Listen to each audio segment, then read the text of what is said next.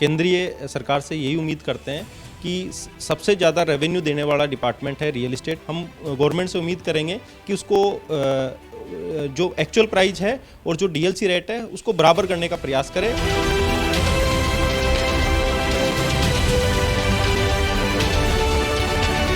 Being a female entrepreneur, मैं expect करती हूँ कि यंग एंटरप्रेन्योर्स को और न्यू आइडियाज़ को इस बार प्रमोट किया जाएगा। केंद्र सरकार अपने बजट में क्या शामिल करे ताकि रियल एस्टेट सेक्टर को भी काफ़ी फ़ायदा पहुँचे। केंद्रीय सरकार से यही उम्मीद करते हैं कि सबसे ज़्यादा रेवेन्यू देने वाला डिपार्टमेंट है रियल इस्टेट, और रियल इस्टेट के अंदर यदि जो एक्चुअल प्राइस है, जैसे प्रॉपर्टी की डीएलसी रेट होती है 10 लाख रुपए और एक्चुअल प्राइस है 1 करोड़ रुपए, ये जो कम्युनिकेशन गैप है 90 लाख रुपीज़ का, और हर व्यक्ति जो रजिस्ट्री कराने जाता है उससे गवर्नमेंट को रेवेन्यू जो मिलता है यानी कि 8.5% भी अपन पकड़ें तो 85,000 रुपये यदि गवर्नमेंट को आ रहा है तो 85,000 रुपये गवर्नमेंट उसकी बजाय चाहे 1% ले ले, यानी कि उसकी एक्चुअल प्राइस यदि जहाँ मार्केट में डीएलसी में 10 लाख रुपये है, यदि वो 1 करोड़ रुपये रहे तो गवर्नमेंट को 1 लाख रुपए का रेवेन्यू तो जाएगा, लेकिन इससे जो बीच में जो कोई भी व्यक्ति परचेज करना चाह रहा है जो 2 नंबर में उसको 90 लाख रुपए जमा कराने पड़ते हैं, इसका एक सोल्यूशन निकलेगा।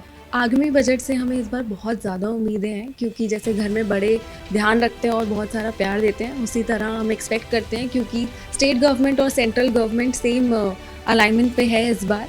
और बीइंग अ फीमेल एंटरप्रेन्योर, मैं एक्सपेक्ट करती हूँ कि यंग एंटरप्रेन्योर्स को और न्यू आइडियाज़ को इस बार प्रमोट किया जाएगा। चीज़ें सस्ती होनी चाहिए, गाँव सभी चीज़, तेल घी जो भी हो, सिलेंडर 1000 रुपये में तो कम से कम 200-300 रुपये तो कम होना ही चाहिए।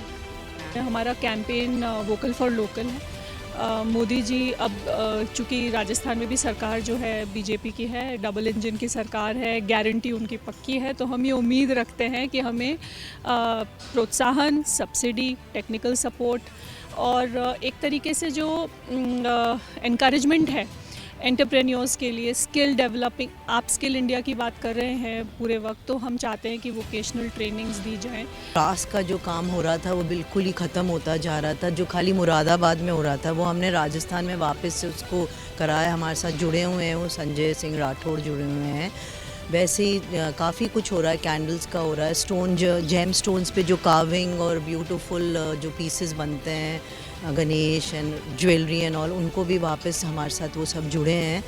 तो इन सब को हम लोग ने साथ जोड़ के, और अब हम सरकार से चाहेंगे कि हमें थोड़ा उनकी हेल्प चाहिए तो वो दे हमें एक्चुअली में ना। मैं एक आर्टिसन हूँ, मैं कैंडल मेकिंग का काम करता हूँ, कैंडल डिज़ाइन करता हूँ। अलग अलग शो होते हैं गवर्नमेंट के, हमें एग्जीबिशन जो अलॉट होती है उन एग्जीबिशन के थ्रू हम लोग डिस्प्ले करते हैं। अभी तक हमें गवर्नमेंट से जैसे स्कीम में जो गवर्नमेंट की स्कीम होती है उसमें कुछ बेनिफिट्स मिले हैं, बट थोड़ा सा एक वो रहता है कि ये स्कीम थोड़ी सी ईजी हो जाए। मैं सरकार से यही चाहती हूँ कि वो अपने बजट में सबसे पहले किचन को ध्यान रखे, कई चीज़ें हैं उन पे ध्यान दें, जैसे गैस सिलेंडर है, मिर्च मसाले दालें हैं। अगर किचन का बजट अगर सही रहेगा तो पूरे परिवार का बजट सही चलेगा। यही चाहते हैं कि मोदी जी इस चीज़ को ध्यान में रख के। मेरा जो बेसिकली गवर्नमेंट से है कि हम लोग को जो ज्वेलरी हम लोग डिज़ाइन करते हैं, डिज़ाइनिंग के बाद उसकी स्टाइलिंग करते हैं, और स्टाइलर्स के बाद जो क्राफ्टमैनशिप होती है, तो एक प्रॉपर रिसर्च हो और एक नया जो इनोवेटिव प्रोडक्ट आता है तो मार्केट में क्या ट्रेंड है, क्या है, वो उन तक क्राफ्टमैनशिप का जो प्रोसेस है वो आज भी पुराना ही चल रहा है। तो हम चाहते हैं कि उन तक नए प्रोसेस, नई टेक्निक्स, नई चीज़ें डेवलप हो। अब अगर बात करें इस मरोड़ी आर्ट के अंदर खुदाई वाले काम में, तो हमें वर्किंग कैपिटल की रिक्वायरमेंट होती है। जैसे हमने इस आर्ट को वापस रिवाइव करने का काम कर रहे हैं, पर स्टार्टिंग में ही हमें वर्किंग कैपिटल के लिए रिक्वायरमेंट प्रोसेस ही नहीं हो पाता है। आपको 2-3 साल का एक्सपीरियंस चाहिए, 4 साल का एक्सपीरियंस चाहिए। तो आर्टिजन्स के लिए इतना एक्सपीरियंस के साथ में वर्किंग कैपिटल मतलब आपको मिल नहीं पाता है, तो ये बहुत डिफ़िकल्ट हो जाता है टू सर्वाइव। तो इसी चक्कर में आर्टिजन्स अपने आगे नेक्स्ट जनरेशन में किसी को ये काम नहीं सिखाते हैं, तो बहुत डिफ़िकल्ट हो गया है। तो अब हम इस आर्ट को एक नया आयाम देने का कोशिश कर रहे हैं। अगर गवर्नमेंट कुछ इस तरीके से प्रोवाइड कर सके इस काम को और आगे बेहतरीन तरीके से हम लेके जाना चाहते हैं। जैसे अब मोदी जी से हम यही कहना चाहते हैं कि हमारे काम को, ये अभी अपकमिंग काम है बहुत ज़्यादा, ये लोगों को काफ़ी पसंद आ रहा है और इससे लोगों की बहुत सारी प्रॉब्लम सॉल्व हो रही है। जो बच्चे बाहर पढ़ रहे हैं वो अपने घर का खाना ले जा पा रहे हैं, जिन लोगों का टूरिंग जॉब ज़्यादा है वो अपने घर का खाना ले जा पा रहे हैं। तो कोई भी अपने घर के खाने को मिस नहीं करता, अपना घर का खाना आप अपने साथ ले जा। तो हम ये चाहते हैं कि गवर्नमेंट की तरफ से ऐसी कोई वर्कशॉप्स या कुछ हो ताकि हम उनको सिखाएं और गवर्नमेंट की तरफ से और लोग आएँ ताकि स्किल डेवलपमेंट हो, रोजगार के नए अवसर सबको मिले। एक तो सबसे पहले जो कंस्ट्रक्शन में लगता है वो टोटल अनऑर्गेनाइज सेक्टर है लेबर का, एंड उसमें उनके साथ एक बहुत बड़ी समस्या देखते हैं। जो मेरी जर्नी है पिछले 25 साल की, उसमें एक समस्या देखी कि लेबर का जो इनकम इंश्योरेंस है वो नहीं है। तो वो डेली हाजिरी पे काम करते हैं, तो कभी उनके साथ ऐसे केसेस भी आए जिनमें उनके एक्सीडेंट हो गए। एक्सीडेंट होने के बाद वो कमाने लायक नहीं रहे, तो बहुत बड़ा प्रॉब्लम होता है उनकी फैमिली के साथ। तो उनकी इनकम इंश्योरेंस के लिए कोई सेटअप होना चाहिए और ऐसा इस तरीके से काम होना चाहिए कि वो डायरेक्ट उन तक पहुँचे वो चीज़।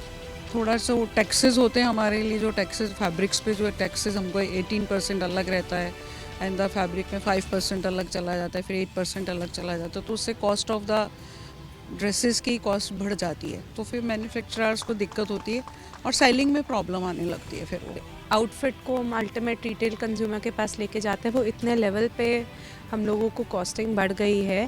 तो एक तो जो बड़ी कंपनीज़ हैं वो जिस प्राइस पे एक लेबर को एम्प्लॉय करती है और हम लोग जिस प्राइस पे गारमेंट बनाते हैं उसमें बहुत फ़र्क रहता है। तो अगर तो कोई सेटअप हो सकता है जिसमें हम लोग की भी एग्रीगेशन हो जाए तो हमारे भी कॉस्टिंग्स उस हिसाब से लो पड़ जाएंगे। ऐसी इंडिपेंडेंट वुमेन के लिए भी कुछ ऐसी स्कीम्स होनी चाहिए कि जिसमें कि अगर हम कुछ सेविंग्स भी एक अपना हिस्सा डालें तो गवर्नमेंट भी हमारे को मदद करे उसमें, ताकि हम उसको कुछ साल के बाद एज विमेन इंजॉय कर सकें। हम as a single independent woman मेरे को ऐसे लगता है कि हमारे ऊपर जो एक्सपेंसेस का बहुत बड़ा भार होता है, या तो हम वो इंटरेस्ट चुकाने में निकाल देते हैं या हम लोन को भरने में लग जाते हैं। तो मेरा ये रिक्वेस्ट होगी इस बजट में कि सरकार हमारे को इस हिसाब से मदद कर सके कि काफ़ी ऐसी औरतें हैं जिन्होंने प्रधानमंत्री मुद्रा स्कीम के अंडर लोन लिया है, तो या तो उनका इंटरेस्ट में कुछ कटौती हो या उनका कुछ हिस्सा माफ़ कर दिया जाए ताकि हम उसको जल्दी से जल्दी भर सकें।